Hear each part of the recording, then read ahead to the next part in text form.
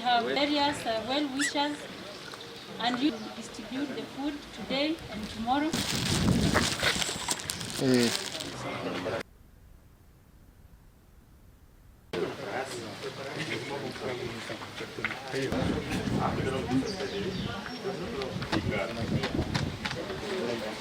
Nituteithanie ithuothe na thirikari nigetha tutigire andu aitu ni mahota kwigitira kumana na murimu uyu ukite wa coronavirus, na gutigirira andu aitu aria mahutitio mwena-ini wa irio ni tuhota kumarora na kumahe irio.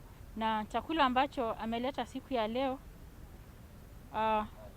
tunatazamia kiweze kufikia familia 600 hivi, wale ambao wamefinyika zaidi katika ward ya Gothi Gaki.